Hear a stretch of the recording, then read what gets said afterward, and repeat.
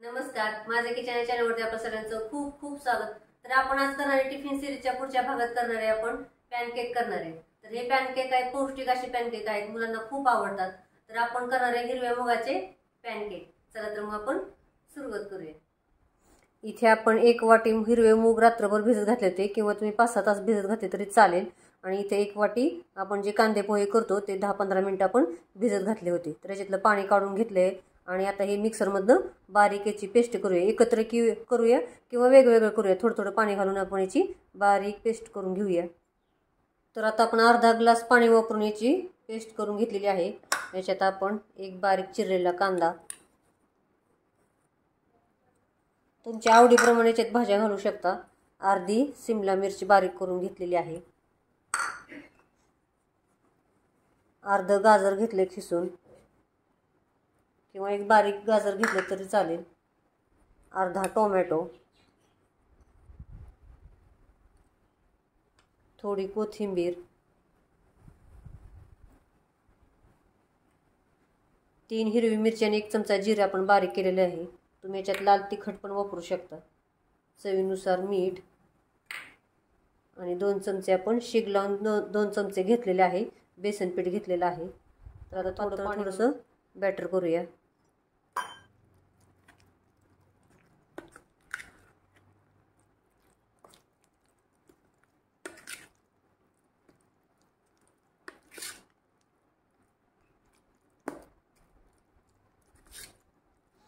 याचे आप्पे पण तुम्ही बनवू शकता।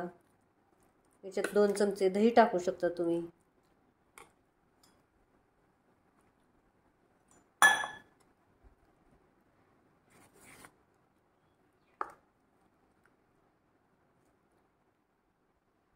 तर असं बॅटर केले तुम्ही बघू शकता। तर आता आपण पॅनकेक करायला घेऊया। तर आता आपला पॅन गरम झालेला आहे, त्याच्यात आपण थोडंसं तेल टाकूया। तुम्ही तूप टाका किंवा बटर टाका आणि छोटे मोठे तुम्हाला हवे तसे तुम्ही पॅनकेक करू शकता किंवा याचं बॅटर अजून पातळ करून आपण डोसा पण तुम्ही याचा बनवू शकता।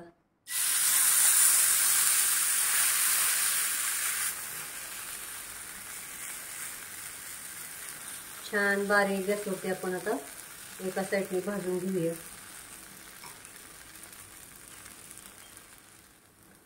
थोडासा वरून सुकलाय तुम्ही बघू शकता। तर आता आपण पलटी करूया।